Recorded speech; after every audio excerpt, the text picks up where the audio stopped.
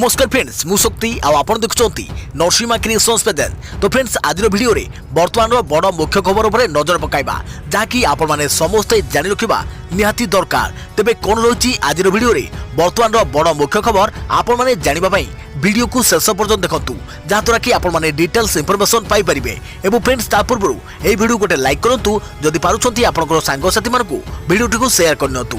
जदि फ्रेंड्स आपण माने आमो चैनल ले नुआ ही वीडियो देखुछंती पूर्व केबे भी हमरो चैनल को सब्सक्राइब करनाती तबे निहाती चैनल को सब्सक्राइब करे सहित पाखे आस्तुवा बेल आइकन को बजाय रखतांतु। तो फ्रेंड्स नंबर 1 रही संभाव्य बात्यार मुकाबला पई सरकार संपूर्ण प्रस्तुत खोलिबा 24 घंटिया कंट्रोल रूम। सरकार का प्रस्तुति बाबद में सूचना देले पंचायत राज मंत्री।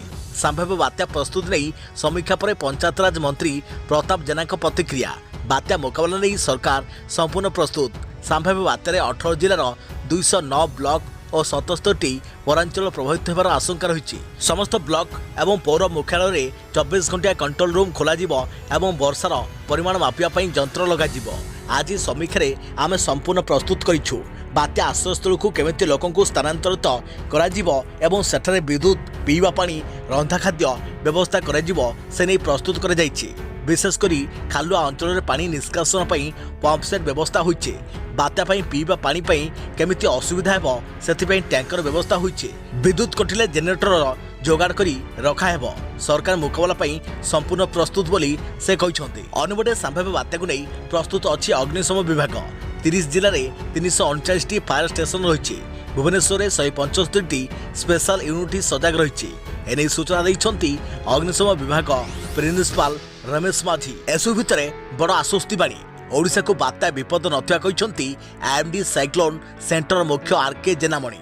देखा प्रति खबर 3 वर्ष है गलानी फनी हेले एजाई लिभिनाई चिन्ह खंडिया पॉलिथिन दे काम सारी प्रशासन। पिपिली बस्ती बासिंदा बढ़िलानी चिंता एबे बात्या आसिले केमिति काटिबु दिन। संभाव्य बात्या को नहीं गणमाध्यम विभिन्न प्रकार खबर प्रसारण होउछि। सरकार मध्य बात्या मुकाबला नहीं प्रस्तुति आरंभ करिसंती।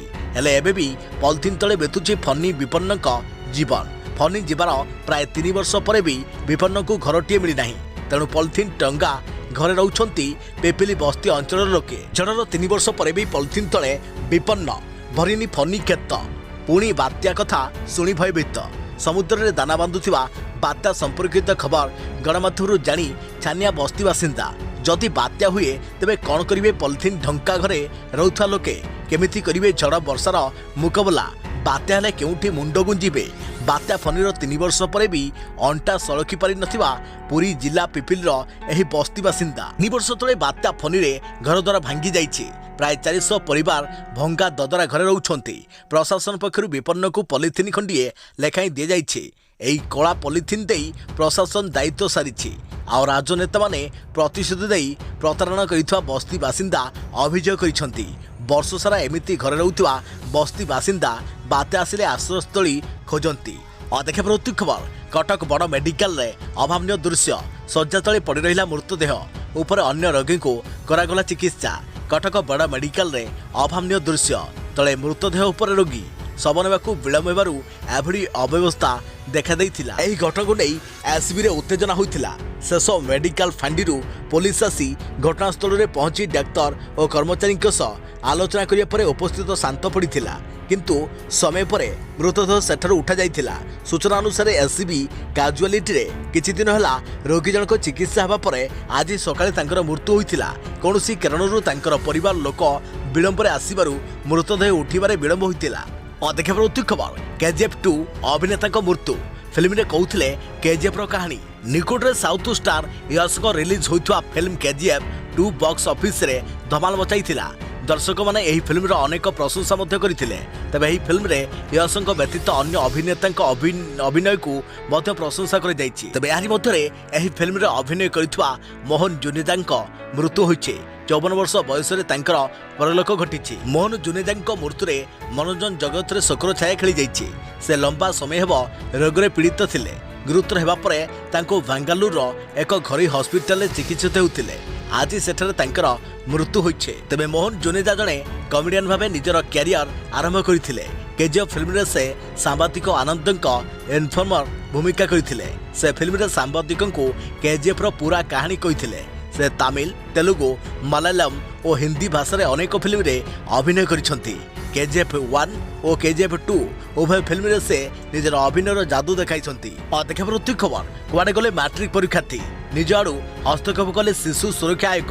माध्यमिक शिक्षा परिषद को मागिले रिपोर्ट। मैट्रिक परीक्षा छात्र छात्री अनुपस्थिति को गंभीरतार सह नहीं शिशु अधिकार सुरक्षा आयोग। निज आड़ू हस्तक्षेप करने सह माध्यमिक शिक्षा परिषद को रिपोर्ट तलब कर प्रकाशित खबर अनुसार पिला कुआडे गले से नहीं उत्तर रखा 13 तारिख जाए समय देइछंती शिशु सुरक्षा आयोग संध्यापति प्रधान। बोर्ड पक्षर रिपोर्ट आसिया परे जिला शिक्षा अधिकारी मानकठारू सविशेष रिपोर्ट मगाजिबो। तेणु पिलांक अनुपस्थिति रे कारण जना पड़िबा परे सेमानकु किभଳି विभिन्न सरकारी सुविधार लाभ मिलिबो से नहीं व्यवस्था कराजियो बोली कहछंती राज्य शिशु सुरक्षा आयोग। कोरोना समय क्लास न हेबारु अभिभावक और दलालक कथारे पड़ी किछि पिला दादन खटिबाकू जाइथिबा नजर आसीछि। किंतु सविशेष रिपोर्ट आसिया परे प्रकृत तथ्य जना पड़ियो बोली से कहछंती। अन्यपटे मैट्रिक परीक्षा पई फॉर्म पूरण करी पिला परीक्षा देबाकू आसी नथिबा जना पड़िछि। केउथि पिला परीक्षा देबारु दूरे रहिले से नै आरंभ होइछि खोलताल। एने माध्यमिक शिक्षा परिषद कर्तृपक्ष को रिपोर्ट मगा जाइतिला। परिषद मध्य सरकार को रिपोर्ट देइतिबा कुआ जाइछि।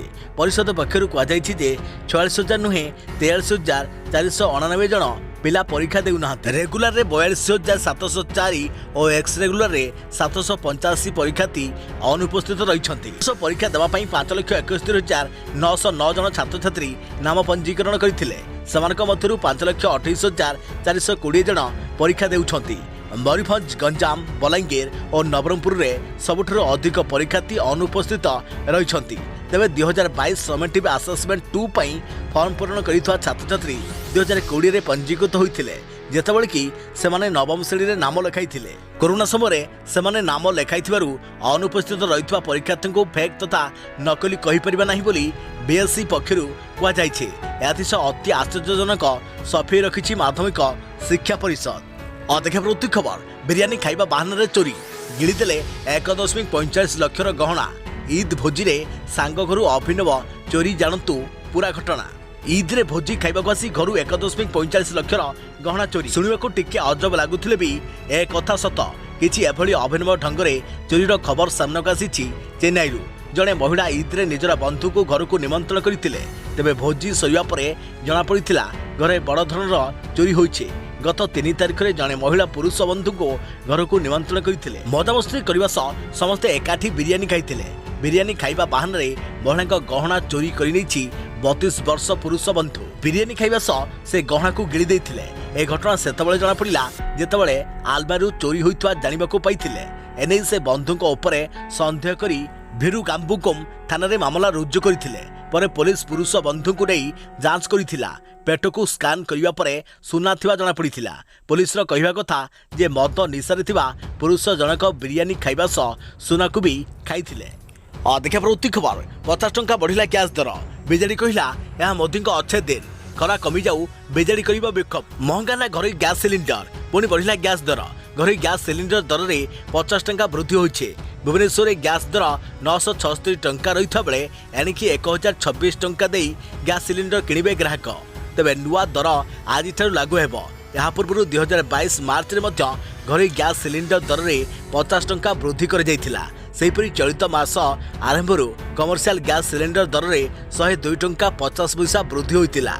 गैस दर वृद्धि को नहीं प्रतिक्रिया रखिछि बीजेडी। शासक दल मुख्य सचेतक प्रमिला मल्लिक कहते बहुत बाधिलाणी दर वृद्धि। खरा सरिला परे विक्षोभ कराजिबो। गैस दर वृद्धि होउछि प्रधानमंत्री को अच्छे दिन।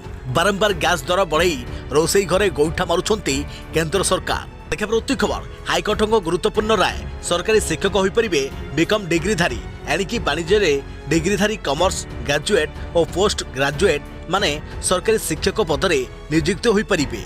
वाणिज्य स्नातक किंवा स्नातकोत्तर डिग्रीधारी माने पाठ्यक्रम पढ़िथिबा इंग्लिश और अर्थनीति जहाँकि इकोनोमिक्स को स्कूल पाठ हिसाब से ग्रहण कर। तेबे एही आधार वाणिज्य डिग्रीधारी को शिक्षक पदरे नियुक्ति दि जाए बोली हाईकोर्ट शुक्रवार एक गुरुत्वपूर्ण राय रे कहते। एही परिप्रेक्षी रे राज्य सरकार आवेदनकारी नियुक्ति को रद्द पई देथिबा आदेश को हाईकोर्ट खारज कर दैछंती। एथिस आवेदनकारी को सीबीटी जहाँकि कंप्यूटर बेस्ड टेस्ट एवं अन्यान्य योग्यता आधार शिक्षक पदरे नियुक्ति देवा को निर्देश दैछंती।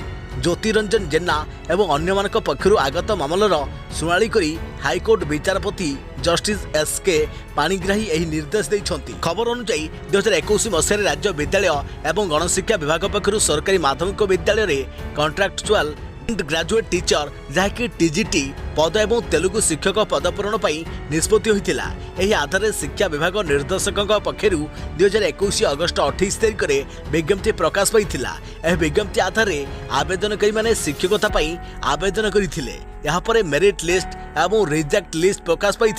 विज्ञप्ति में प्रकाशित पदवी समस्त शिक्षागत योग्यता थिबा सत्वे सेमानक नाम रेजिस्ट्री लिस्ट रही। सेमानकर वाणिज्य डिग्री पाठ्यक्रम कौन दुईटी स्कूल विषय नथिबारु मेरिट लिस्ट्रु बाद दि जाइथिबा गणशिक्षा विभाग पक्षर कहुला। एभली निष्पत्ति को चैलेंज करी आवेदनकारी माने हाईकोर्ट द्वारस्थ होइथिले। देखा प्रति खबर पुणी खसला सोना रूपा दाम जानतु केते। विवाह सीजन प्रायतः सोना रूपा दाम रे वृद्धि देखा मिलता है, किंतु एथर सोना दाम रे ह्रास पाउथवा नजर आसी। शुक्रवार पुणी सोरफा बजार में सोना रूपा दाम ह्रास पाई। सकाल सेसन रे सोना रूपा दाम रे अधिक ह्रास पाई, तेबे परे हालका ह्रास पाइबा परे बजार बंद होइथिला। आईबीजे तरफ शुक्रवार संध्यारे जारी कर रेट अनुसार 24 कैरेट विशिष्ट सोना दाम ह्रास पाई 51,692 टंका प्रति 10 ग्राम, 23 कैरेट 51,485 टंका प्रति 10 ग्राम एवं 22 कैरेट 47,350 टंका प्रति 10 ग्राम को खसी आसी। एभली 20 कैरेट सोना दाम 38,769 टंका एवं 14 कैरेट सोना 30,240 टंका प्रति 10 ग्राम रे बंद होउछे। आपण को कही रखुचु आईबीजे तरफ जारी दाम रो अलगा 3% जीएसटी मध्य देवाको होता है। तेज शुक्रवार संध्यारे एमसीएक्स रे सुना दाम रे वृद्धि देखा मिली। संध्या समय जून डेलीवरी सुना एमसीएक्स रे 0.76% तीव्रता सहित 51,285 टंका स्तर में पहुंची। से रूपा दाम 0.33% वृद्धि सहित 62,544 टंका स्तर में बंद होइछे। देखा प्रति खबर चाषी को खूब शीघ्र मिल खुशी खबर। यह दिन मिल 11तम किस्तिर 2,000 टंका। सारा देश में चाषी मोदी सरकार अनेक योजना आरंभ करिसेंती। सेही योजना गुड़िक मध्यरु गोटिए हेउची किसान सम्मान निधि योजना। यह योजना अधीन रे देशर कोटी कोटी चाषी अकाउंट को प्रतिवर्ष 6,000 टंका ट्रांसफर होउची। अर्थात चाषी को 3टी किस्ती 2 ରୁ 2,000 टंका पठा जाउची। तेबे सरकार पक्षर वर्तमान पर्यंत पीएम किसान योजना अधीन में 10तम किस्ती टंका ट्रांसफर हो सारी। एपरी परिस्थिति में चाषी मैंने 11तम किस्ती को अपेक्षा कर रही। मीडिया रिपोर्ट अनुसार चलित वर्ष मे मासरे पीएम किसान योजना टंका चाषी अकाउंट को आसी पारे। पूर्व किस्ती टंका एप्रिल मासरे आसियो बोली आशा कर जाउथिला, किंतु एबे मे मासरे चाषी अकाउंट को टंका पठाई पारंती सरकार। सूचनायोग्य प्रधानमंत्री किसान योजनार लाभ पाइबापी ई-केवाईसी बाध्यतामूलक।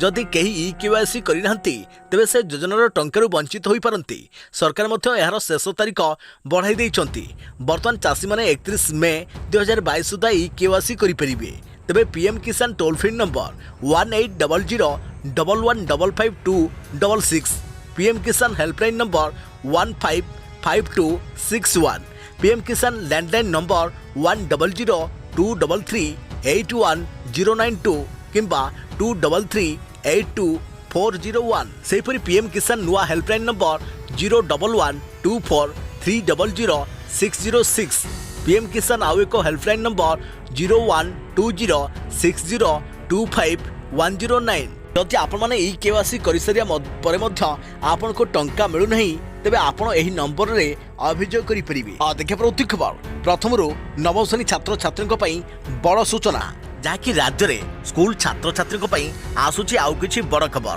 प्रथम नवम श्रेणी छात्र छात्री लगी सरकार पक्षर आउ किछि नुआ घोषणा। तेबे प्रथम श्रेणी छात्र छात्री लगी विद्या प्रवेश कार्यक्रम आरंभ करा जिवो, जहाँकि पाठपढ़ा आरंभ रे 3 मास लगी हेबाकु थिबा एही पाठ्यक्रम कार्यक्रम रे पिलांको पढ़िबा शैली को प्राथमिकता देई शिक्षक शिक्षयित्री पढ़ाइबे। द्वितीय श्रेणी पिलामानकु शिक्षक शिक्षयित्री माने प्रथम श्रेणी पाठ जहाँकि फाउंडेशन लिटरेसी एंड न्यूरासी पुस्तक पढ़ाइबे। 3 मास मध्य क्लास करी पिलामानकु समस्त विषय शिक्षा प्रदान करने गणशिक्षा विभाग पक्षर योजना प्रस्तुत कर सहित मे 2 ରୁ जून 4 तारिख पर्यंत तृतीय ରୁ नवम श्रेणी छात्र छात्री पाठपढ़ा किभଳି हेब से नहीं निर्देशावली जारी होइछि। तेबे छात्र छात्री दिन श्रेणी विषय अनुଯାयी कैलेंडर प्रस्तुत होइथारु खूब शीघ्र ए संपर्क में स्कूल कर्तृपक्ष को अवगत करा जिवो। आउ या सहित सेपटे षष्ठ सप्तम और अष्टम श्रेणी पिलांक पई विज्ञान विषय बेसलाइन करा जिवाकु थिबा बेले चतुर्थ और पंचम पिलामानक पई ईवीएस करने को कहुଯାଇଛି। सेपटे रिविजन पाठपढ़ारे शिक्षकों लगी सहायक पुस्तिका इतिमध्य अधाधिक जिला को पठा जाइछि। आउ या छड़ा केंद्रीय और नवोदय विद्यालय गुड़िक मे मासरू खरा छुट्टी जहाँकि ग्रीष्म छुट्टी घोषणा करथिबा बेले आमर राज्य सरकार जून 6 रु 16 जाए खरा छुट्टी घोषणा करिसंती। ଏହା ସତ୍ତ୍ୱେ ଦୂରଦର୍ଶିତା ଅଭାବ କାରଣରୁ ଗ୍ରୀଷ୍ମ ଛୁଟି ପରିବର୍ତ୍ତନ କରିଥିଲେ ମଧ୍ୟ ପାଠପଢ଼ା ହୋଇପାରିବ କି ନାହିଁ ସେ ନେଇ ମଧ୍ୟ ସନ୍ଦେହ ଉପୁଜୁଛି। ଏପଟେ ଖରା ଛୁଟିକୁ ନେଇ ବିଭିନ୍ନ ମହଲରୁ ପ୍ରତିବାଦ ପରେ ସରକାର ଜୁନ୍ ବଦଳରେ ମେ 17 ରୁ 31 ଯାଏଁ ଗ୍ରୀଷ୍ମ ଛୁଟି ଘୋଷଣା କରିପାରନ୍ତି ବୋଲି ବିଭିନ୍ନ ମହଲରୁ ସୂଚନା ମିଳୁଛି। ଆଉ ଦେଖାଯାଉ କେତେବେଳେ କନଫର୍ମ ଡେଟ୍ ଆସିବ। ଖବର କେରଳରେ ସେଗୋଲା ବ୍ୟାକ୍ଟେରିଆ ଆତଙ୍କ ସ୍ୱର୍ଗା ଖାଇବା ପରେ ଜଣେ ମୃତ 58 ଅସୁସ୍ଥ। କେରଳର କାରସରଗୋଡ଼ ଜିଲ୍ଲାରେ ଏକ ରେଷ୍ଟୁରାଣ୍ଟରେ ରବିବାର ଦିନ ସ୍ୱର୍ଗା ଖାଇବା ପରେ 58 ଜଣ ଲୋକ ଅସୁସ୍ଥ ହେବା ସହ ଜଣେ ଯୁବକଙ୍କ ମୃତ୍ୟୁ ହୋଇଛି। ଜିଲ୍ଲାର ଜଣେ ବରିଷ୍ଠ ଅଧିକାରୀ କହିଛନ୍ତି ଯେ ଭୋଜନ ବିଷାକ୍ତ ଘଟଣା ପଛରେ ସିଗୁଲା ବ୍ୟାକ୍ଟେରିଆକୁ ଏହାର କାରଣ ଭାବେ କୁହାଯାଉଛି। ଅଧିକାରୀ ଜଣକ କହିଛନ୍ତି ଯେ ସମସ୍ତ ସଂକ୍ରମିତଙ୍କ ମଧ୍ୟରୁ 5 ଜଣ ରୋଗୀଙ୍କ ନମୁନା ପରୀକ୍ଷା ପାଇଁ କୋଜିକୋଡେ ମେଡିକାଲ କଲେଜକୁ ପଠାଯାଇଥିବା ଏବଂ ସେମାନଙ୍କ ମଧ୍ୟରୁ 3 ଜଣଙ୍କ ରିପୋର୍ଟରେ ବ୍ୟାକ୍ଟେରିଆରୁ ସଂକ୍ରମଣ ହୋଇଥିବା ସ୍ପଷ୍ଟ ହୋଇଛି। ଏହା ଏକ ବ୍ୟାକ୍ଟେରିଆ ଜନିତ ରୋଗ ଭାବରେ ପରିଗଣିତ ହେଉଛି ଏବଂ ଏହାର ପରିଣାମ ସ୍ୱରୂପ ଜୀବାଣୁ ବିସ୍ତାରକୁ ନିୟନ୍ତ୍ରଣ କରିବା ଏବଂ ଭବିଷ୍ୟତରେ ଏପରି ଘଟଣାର ପୁନରାବୃତ୍ତି ନ ହେବା ପାଇଁ ପଦକ୍ଷେପ ନିଆଯାଉଛି ବୋଲି ସେ କହିଛନ୍ତି। ସିଗୋଲା ବ୍ୟାକ୍ଟେରିଆ ଥିବା ଲୋକଙ୍କଠାରେ ଡାଇରିଆ, ଜ୍ୱର ଏବଂ ପେଟ ଯନ୍ତ୍ରଣା କିମ୍ବା କଷ୍ଟ ସାଧାରଣତଃ 7 ପ୍ରକାର ଦେଖାଯାଏ।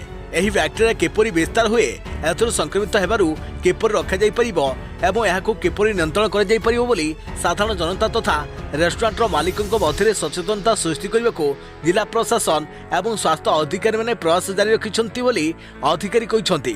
ତେବେ ସ୍ୱାସ୍ଥ୍ୟ ଅଧିକାରୀଙ୍କ ଦ୍ୱାରା ବିଭିନ୍ନ ଭୋଜନ ଏବଂ ରେଷ୍ଟୁରାଣ୍ଟ ଯାଞ୍ଚ କରାଯାଉଛି ବୋଲି ସେ କହିଛନ୍ତି। ଏହା ବ୍ୟତୀତ ସ୍ଥାନୀୟ ଜଳ ଯୋଗାଣ ଉପରେ ମଧ୍ୟ ଅନୁସନ୍ଧାନ କରାଯାଉଛି। ସେ କହିଛନ୍ତି ଯେ ବ୍ୟାକ୍ଟେରିଆ ମୁଖ୍ୟତଃ ଦୂଷିତ ଖାଦ୍ୟ ଓ ଜଳ ମାଧ୍ୟମରେ ବ୍ୟାପିଥାଏ। ଏହାକୁ ନିୟନ୍ତ୍ରଣ କରିବା ପାଇଁ ସ୍ୱଚ୍ଛତା ଏକ ଗୁରୁତ୍ୱପୂର୍ଣ୍ଣ କାରକ। ଏହା ବ୍ୟତୀତ ଖାଦ୍ୟକୁ ସଠିକ୍ ଭାବେ ରାନ୍ଧିବା ଦ୍ୱାରା ବ୍ୟାକ୍ଟେରିଆ ମରିଯାଇଥାନ୍ତି। ଅଧିକ ଖବର ଏଣିକି ରାତିରେ ସହଜରେ ମିଳିପାରିବ ମଦ। ବିଳମ୍ବିତ ରାତି ପର୍ଯ୍ୟନ୍ତ ବାର୍ ଖୋଲିବାକୁ ଅନୁମତି ଦେଲେ ଏହି ରାଜ୍ୟ ସରକାର। ମଦ ପିଉଥିବା ଲୋକଙ୍କ ପାଇଁ ଖୁସି ଖବର। ଏହି ବିଳମ୍ବିତ ରାତି ପର୍ଯ୍ୟନ୍ତ ଖୋଲା ରହିବ ମଦ ଦୋକାନ। ନିକଟରେ ଦିଲ୍ଲୀ ସରକାର ରାତି 3ଟା ପର୍ଯ୍ୟନ୍ତ ମଦ ଦୋକାନ ଖୋଲା ରଖିବାକୁ ଅନୁମତି ପ୍ରଦାନ କରିଛନ୍ତି। ଏନେଇ ରାଜ୍ୟ ଅବକାରୀ ବିଭାଗ ପକ୍ଷରୁ ନିର୍ଦ୍ଦେଶନାମା ଜାରି କରାଯାଇଛି। ତେବେ ଖୁବ୍ ଶୀଘ୍ର ଅବକାରୀ ନୀତି 2021-22 ଅନୁସାରେ ଆଦେଶ ଜାରି କରାଯିବାର ସମ୍ଭାବନା ରହିଛି। ଜଣେ ଅଧିକାରୀଙ୍କ ସୂଚନା ମୁତାବକ ଦିଲ୍ଲୀରେ ରେଷ୍ଟୁରାଣ୍ଟ ମାନଙ୍କରେ ବର୍ତ୍ତମାନ ରାତି 1ଟା ପର୍ଯ୍ୟନ୍ତ ବାର୍ ଖୋଲିବାକୁ ଅନୁମତି ରହିଛି। ମାତ୍ର ଏହି ସମୟ ଅବଧିକୁ ଆଗକୁ ବୃଦ୍ଧି କରିବାକୁ ଯାଉଛି।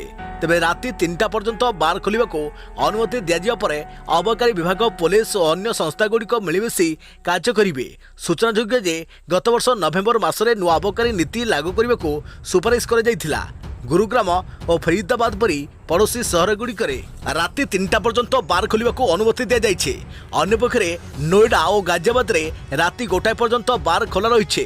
ତେବେ ଏନେଇ national restaurant association of India NRAI ର ଅଧ୍ୟକ୍ଷ କହିଛନ୍ତି ଯେ ଅବକାରୀ ନୀତି 2021-22 ଅନୁଯାୟୀ ବାର୍ ଖୋଲିବା ଟାଇମିଂକୁ ନେଇ କୌଣସି ପରିବର୍ତ୍ତନ କରାଯାଇ ନାହିଁ।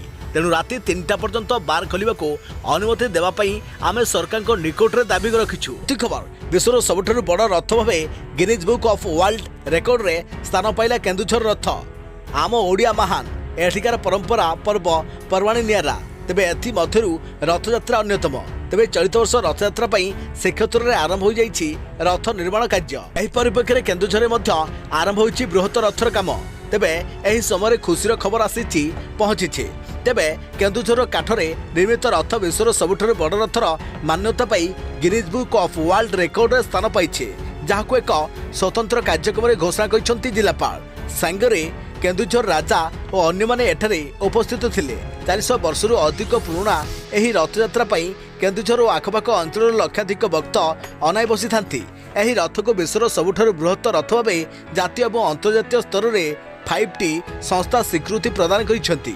ଆଦିବାସୀ ପରମ୍ପରାରେ ହେଉଥିବା ଏହି ରଥଯାତ୍ରାରେ ଦେଖିବାକୁ ପ୍ରବଳ ଜନସମାଗମ ହୋଇଥାଏ। 72 ଫୁଟ ଉଚ୍ଚତାର ଏହି କାଠ ରଥର ଓସାର ଓ ପ୍ରସ୍ଥ 45 ଫୁଟ। ଏଥିରେ ରହିଛି 16ଟି ଚକା। विश्वर सर्वबृहत जगन्नाथ रथ भावे global records Asia Pacific record India national record India book of record एवं वंडर बुक ऑफ रेकर्ड बही रे यह स्थान पाइछे। केन्दुझर बलदेव जीव मंदिर रे मुख्य देवता प्रभु बलभद्र होइथिले भी रथर नाम नंदीघोष